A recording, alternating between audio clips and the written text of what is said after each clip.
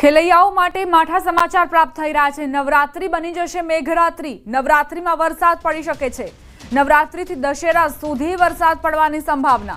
ક્યાંક ક્યાંક હળવો વરસાદ પડવાની સંભાવનાઓ પણ વ્યક્ત કરાઈ છે।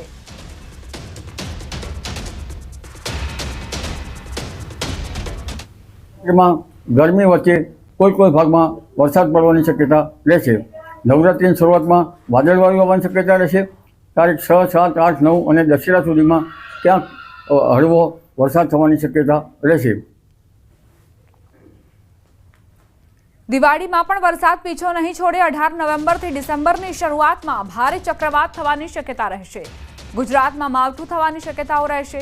હવે એક પછી એક સિસ્ટમ બનવાના કારણે ઓક્ટોબર નવેમ્બરમાં ગરમી વચ્ચે પણ ક્યાંક ક્યાંક વરસાદી ઝાપટા પડી શકે છે। નવેમ્બરમાં માવઠું આવી શકે છે। પરંતુ તારીખ નવેમ્બરમાં 4, 11 તારીખ પછી પણ લગભગ દક્ષિણ ભારતમાં ભારેથી અતિભારે વરસાદ થવાની શક્યતા રહેશે, જેની અસર ગુજરાતમાં થવાની શક્યતા રહેશે।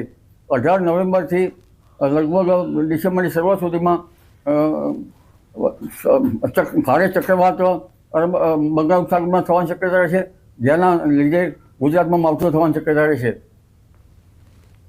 વરસાદને લઈ મોટી આગાહી। સપ્ટેમ્બરમાં અતિભારે વરસાદ પડશે। હવામાન નિષ્ણાંત અંબાલાલ પટેલની આગાહી। સમુદ્રમાં ઊંચા મોજા ઉછળશે।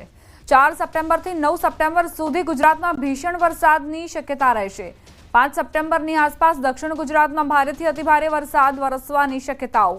અમદાવાદ અને ગાંધીનગરના ભાગોમાં પણ ભારે વરસાદ થવાની શક્યતા રહેશે। કેટલાક ભાગોમાં મુશળધાર વરસાદ થવાની શક્યતા રહેશે। નર્મદા નદીનું જળસ્તર વધી શકે છે। તાપી નદી બે કાંઠે વહેતી થશે। વરસાદની સ્થિતિ અંગે જોઈએ તો હજુ સપ્ટેમ્બર 2 તારીખ સુધી વરસાદ રહેવાની શક્યતા રહેશે। સમુદ્રમાં ઊંચા મોજા ઉછળશે અને વધુમાં જોઈએ તો 4 સપ્ટેમ્બરથી 9 સપ્ટેમ્બર વચ્ચે ગુજરાતમાં ભીષણ વરસાદ થવાની શક્યતા રહેશે, જેમાં સૌરાષ્ટ્રના ભાગો, ગુજરાતના ભાગો, દક્ષિણ ગુજરાતના ભાગોમાં ભીષણ વરસાદ થવાની શક્યતા રહેશે। 5મી સપ્ટેમ્બર આસપાસ દક્ષિણ ગુજરાતના કેટલાક ભાગમાં ભારેથી અતિભારે વરસાદ થવાની શક્યતા રહેશે। અને જોવા જઈએ તો આ સિસ્ટમની અસર લગભગ 8-9 સપ્ટેમ્બર સુધી રહેતા મધ્ય ગુજરાતના ભાગો, અમદાવાદ, ગાંધીનગરના ભાગોમાં પણ વરસાદ થવાની શક્યતા રહેશે। સમાચાર મહેસાણાથી ધરોઈ ડેમ 84